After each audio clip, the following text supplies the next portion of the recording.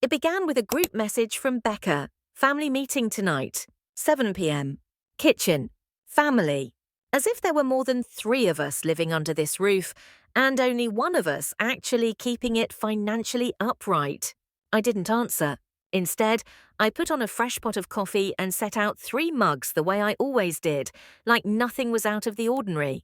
Nolan came downstairs first, wearing that practiced little half smile he used whenever he wanted something. Becca followed right behind him, gripping her phone like she was about to give a boardroom presentation. Neither of them sat down. That was the first sign.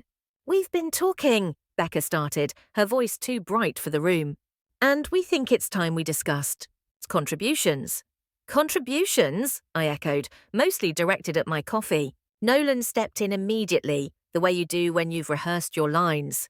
"You've been living here rent-free, Mum, and we love having you, but we think it's only fair you start pitching in."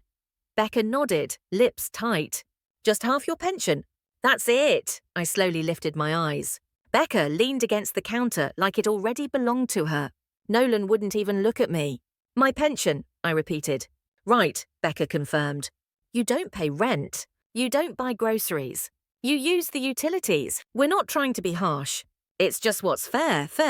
This house, the one with the glass pane Nolan cracked when he was 12, the stair that creaked whenever he snuck in after curfew, stood because I worked 33 years in education and never once missed a mortgage payment.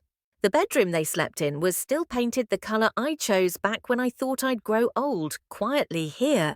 I set my coffee down. The small sound echoed. "If we're going to talk about fairness," I said, "then let's begin with the deed." Becca blinked. "The deed? You want half of what comes in? Then let's talk about who owns the place you're standing in." Nolan cleared his throat. "We're just trying to manage things better," I smiled. "Not a warm one, the kind that comes right before a storm." "Then we'll manage it properly," I said, and I stood. People listen more closely when you're standing. I was 28 when the doctor said the word aneurysm as casually as a traffic update. By the time I reached the hospital, my husband was already gone. Nolan was 5. He slept straight through the night, unaware that the entire foundation of our lives had shifted beneath us. The insurance payout wasn't much, and bills don't wait for grief. I went back to work the following Monday. Assistant registrar at the local high school. Long hours, a tight budget, and no room for mistakes. But I learned how to stretch a dollar until it became transparent. I packed homemade lunches, stitched up Nolan's jackets, skipped vacations for nearly a decade. I saved every extra paycheck, every tax refund, every tutoring stipend. This house, the one with the uneven driveway, the sunroom that leaks every other spring, was fully paid off by the time Nolan turned 25. No partner, no extra income. Just stubborn consistency. So last year, when Nolan called to say he'd lost his job, I didn't even hesitate. "Of course you can come home," I told him. "Becca too. Just a few months until you're both steady again." I meant it. I believed it. They arrived with 5 boxes, 2 laptops, and a list of complaints longer than their gratitude. At first, I let it slide. Becca talked too much, but she cleaned. Nolan offered to mow the lawn once. I convinced myself they were settling in, but the months kept piling up. Becca started referring to the guest room as our room. Nolan began leaving dishes in the sink like I'd been hired as housekeeping. Their resumes gathered dust. Their bills remained untouched. They bought takeout, gadgets, concert tickets, but never contributed a cent toward the electric bill. 14 months passed. Not once did I see them purchase a single roll of toilet paper. They discussed future plans as if I were already gone. When we redo the kitchen, when we refinish the floors, I never gave them a house key. Nolan copied one anyway. Every night after they fell asleep, I'd walk into the kitchen and look at the framed photo above the sink. Nolan at 6 years old, grinning with a hammer in his hand beside the first wall I ever repaired myself. They had no idea whose home they were standing in, but soon they would. Looking back, it wasn't one sudden betrayal. It was a slow collection of tiny warnings, easy to ignore if you wanted to believe the best. Becca began with innocent-sounding questions months earlier. "How is your pension deposited? Is it fixed or does it adjust each year? Do you have a listed beneficiary?" I brushed it off as curiosity. She liked sounding informed, always had a podcast playing, always quoting someone else's opinion like she'd invented it. I humoured her. Then it was Nolan. He suddenly wanted to help with the mail. He'd pick it up before I could. I could sort through it, toss envelopes he claimed were junk. One morning, I found a torn bank statement stuffed halfway under a cereal box in the trash. When I asked him about it, he smiled like I'd imagined the whole thing. "Just another credit card offer, Mum." I tried to believe him. I really did. But then came the whispering. Late at night, I'd walk past their room and hear low voices, sentences that stopped and restarted. Words like timeline, transfer, get ahead of it. Still, I waited. I needed something undeniable. It came on a Tuesday night. The wind scraped the branches against my window, keeping me awake. I got up for tea, and as I passed the stairwell, I heard Becca's voice drifting up. "Once we get the deed," she said, "we'll talk to that memory care place. The one in Lakeview. It's clean, and they let you tour the rooms." I froze mid-step. Nolan mumbled something, too soft to catch. I didn't need to hear it. Memory care.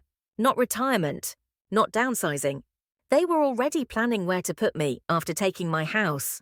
I went back to bed and lay flat, staring at the ceiling, hearing every tick of the clock like it was counting down. The next morning, I got dressed like any other day. Becca handed me my mail with a bright smile. I poured my coffee. I nodded. And then I called my lawyer.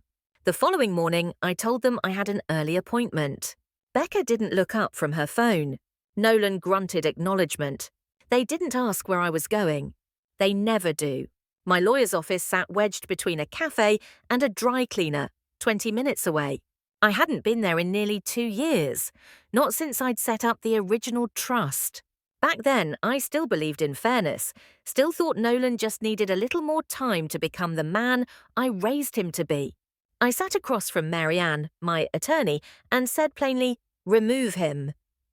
She didn't flinch. She just opened the file. "Would you like to add anyone in his place?" "No," I said. "I'm not feeling generous." She gave a sympathetic smile and got to work. We updated the revocable trust first. I remained the sole trustee, the sole beneficiary. No transfer on death clause. No survivorship loopholes. Nothing anyone could twist or reinterpret later. Then we went further. The house, the pension, the investments, each one locked under my name with strict restrictions. No co-signers. No emergency access. No family claims, present or future. If anything happened to me, everything would transfer directly to a private scholarship fund I'd quietly supported years ago. Clean, simple, protected. The entire process took an hour. No theatrics. No what-ifs. Just signatures, stamps, and a cold, steady calm settling in my chest like winter air. When we finished, Marianne looked over her glasses. "Do you want to notify them?" "No," I said. "Not yet." On the drive home, the trees blurred into a muted ribbon of colour. Nolan's car wasn't in the driveway when I arrived. Becca's sandals sat by the door. Laundry overflowed from the hallway basket.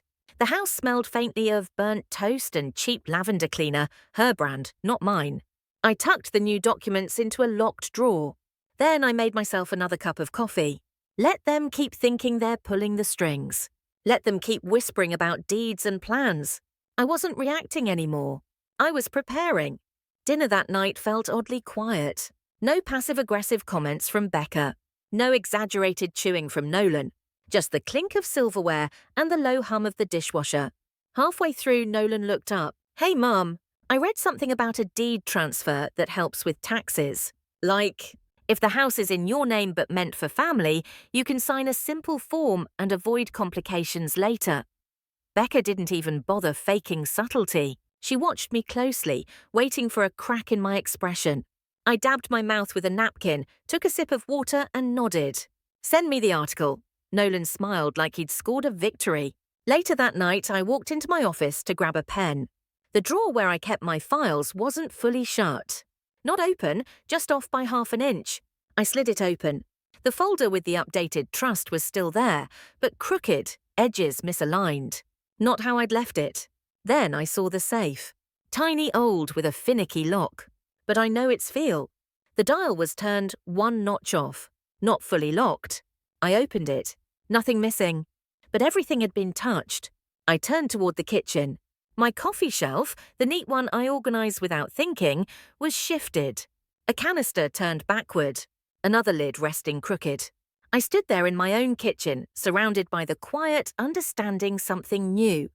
They weren't snooping. They were searching for something they believed they already deserved. I turned off the light. That night, I didn't sleep. I listened to the stairs creak as Nolan went down for a snack, or maybe another attempt at discovery. I didn't stop him. Let him hunt. Let him dig. Let him find out what happens when he underestimates me.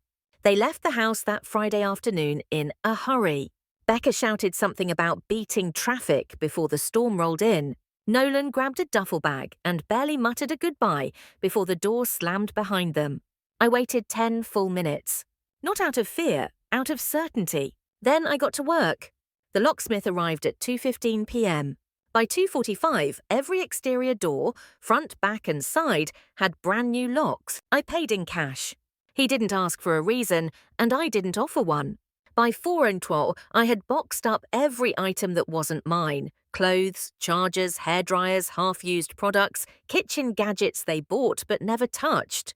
All of it went into the garage, stacked neatly beneath a plastic tarp weighted with 2 bricks. I wrote Becca in thick marker on one box. Nolan was scrawled across a cooler lid. Nothing damaged. Nothing thrown away. Just relocated. Then came the paperwork. Envelope 1, a notarized 30-day eviction notice. Envelope 2, a printed spreadsheet from my old budgeting software. Every expense I'd covered over the last 14 months.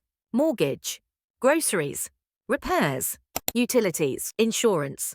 Not a single line with their names on it. I sealed both envelopes and placed them in the mailbox by the curb.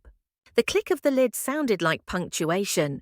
Back inside, I brewed fresh coffee, the good beans I kept hidden behind the flour container so they wouldn't disappear. I settled into my usual chair by the window, feet tucked under me the way I used to sit when Nolan was small and feverish on the couch. Outside, the wind picked up at dusk. Leaves skittered across the porch in jittery lines. The house was quiet again. Quiet in the right way. No blaring podcasts. No arguments about takeout. No forced laughter echoing from rooms they never cleaned. Just wood. Air. Steam rising from a real mug in a real home. They'd imagined they were building a future here. All they'd done was outstay their welcome.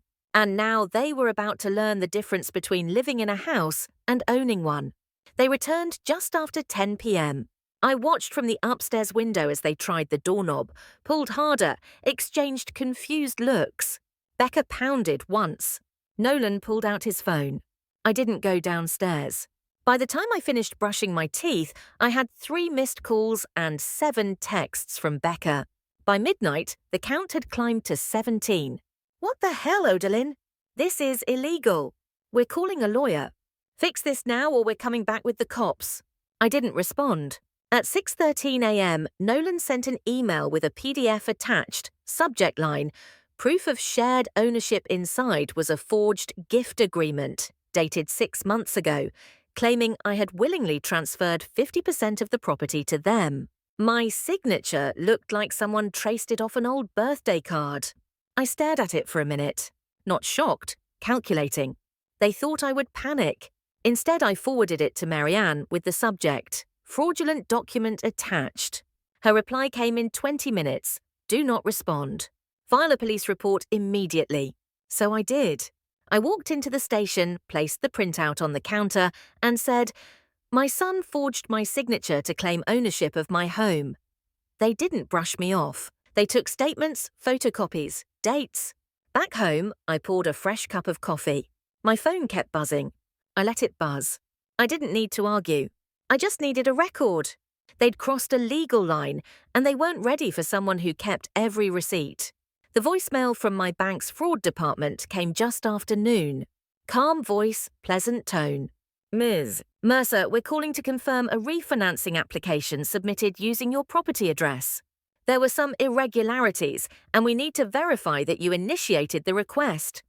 I called back immediately. The representative was efficient, almost clinical. It was filed online under your name, using your address and a partial social security number. But the email linked to it is nmersa.finance@gmail.com. Is that yours? No, I said with a steadiness that surprised even me. That's my son. There was a pause, not shocked, just professional. We've already flagged it. You aren't liable. But we recommend filing a formal complaint. I thanked her and hung up. For the first time, what I felt wasn't anger. It was calculation, cold, sharp, precise. An hour later, I received a certified letter from an unfamiliar return address. Inside was a fully filled-out power of attorney request, filed by Becca, claiming I was displaying cognitive decline, highlighted, underlined. Attached was a physician's note. I read the signature twice. Dr. Leanna Whitaker, Becca's cousin. The same woman who came to dinner 6 months ago and barely spoke a sentence. Now she suddenly believed I wasn't capable of managing my own life. They weren't just after the house. They were after control of me. The next morning, I walked into the police station again. Same officer, same tired fluorescent lights. I'd like to file a second report, I said, for attempted legal coercion and falsified medical documentation. The officer raised his eyebrows when he read the doctor's name. Related to the person you're evicting. Cousin, I said. Convenient, isn't it? He stamped the forms. Back home, I upgraded everything. New locks on my filing cabinet, hidden originals of all legal papers, updated passwords, a credit freeze, alerts for financial activity. This wasn't confusion. This wasn't miscommunication. This was a planned takeover. Slow, strategic, covered in family politeness. But they'd made a fatal mistake. You can forge a name. You can lie about someone's memory. But you cannot outmaneuver a woman who is already 3 steps ahead. Sunday morning, I sent a text. Dinner at 6 p.m. Just the 3 of us. Don't be late. Becca replied with a thumbs up. Nolan didn't respond. They arrived 5 minutes late. Becca wore too much perfume. Nolan looked like someone had wrung him out and forgotten to let him dry. The dining table was set for 3, but bare. No food. No glasses. No silverware.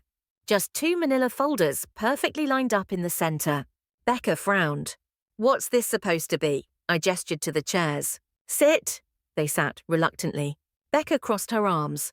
Nolan stared at the table. I opened the first folder and slid it toward them. This is a restraining order. It's already been filed. It bans you from entering this property or contacting me directly. Becca let out a mocking laugh. You can't be serious. I didn't respond. I opened the second folder and pushed it forward. And this is a civil fraud complaint, forging documents, attempted identity theft, and exploitation of fiduciary trust. All the colour drained from Nolan's face. Becca shot up from her chair. This is unbelievable. After everything we've done for you? I looked straight at her. Everything you've done to me. Not for me. You're a bitter, lonely old witch, she hissed. I smiled. And you're trespassing, she froze. Quietly, I reached behind me and pressed play on the small recorder I'd set up earlier. Becca's voice filled the room. Once we get the deed, we'll talk to that memory care place. Nolan covered his face with both hands. I stood. I suggest you leave. Now. And don't come back unless you're prepared to explain yourselves in court. Becca grabbed her purse. Nolan followed, silent, eyes glued to the floor. They didn't look back. I waited until the gate clicked shut. Then I gathered the folders, placed them in my safe, and poured myself a fresh cup of coffee. By the time I sat in my chair, the house was quiet again. But this time, the silence wasn't heavy. It was solid. It was controlled. It was mine. The house stayed peaceful after they left. No more doors slamming hard enough to rattle the picture frames. No more tinny podcast voices echoing through the hallways. No midnight footsteps pretending not to raid the fridge. Just me. The first thing I changed was the curtains in the guest room, the ones Becca had chosen. Loud. Artificial. Wrong for the space. I folded them neatly and dropped them into a donation bin. Then I repainted the walls. Not a trendy colour. Not something meant to impress visitors. Just a soft, quiet shade I actually liked. Mine. Word travelled fast, as it always does in neighbourhoods like mine. Becca posted some vague, dramatic message online about betrayal and ageism. I didn't read the comments. Drama thrives best without an audience. Nolan ended up crashing at Becca's brother's house, apparently without warning him first. I heard he arrived with bags in hand and no explanation. He called me once. Tried to talk things out. I let the phone ring. Some bridges aren't worth rebuilding. The deed stayed locked in a fireproof box. The trust updated, sealed, airtight. My pension rerouted to a new bank under a name no one in my family knows. Every night I checked the locks twice. Not from fear, from satisfaction. The garden outside began to bloom again, even though I'd nearly let it wither earlier in the year. It's strange how things revive once they're no longer being stepped on. Most mornings I had my coffee on the back porch. Stronger than before. Hotter. I stopped watering it down with cream the way I used to when I worried about sharing. I drank it black, like my patience had become. Neighbours waved. The mailman learned my name. I started baking again, little things, batches of muffins or bread with no one special in mind. Just because it made the house smell warm. Just because I could. I didn't miss them. Not them, not their noise, not their entitlement, not the constant erosion of my boundaries thin enough to see through. The locks stayed changed. The trust stayed secure. And the quiet, that quiet that once felt heavy and uncertain, now settled around me like something earned. It didn't ache anymore. It hummed. It belonged. Like the house did. Like the life did. It sang. If my story touched you, if you've ever had to reclaim your worth, feel free to like, comment, or subscribe. Your support helps me keep sharing the stories that deserve to be heard.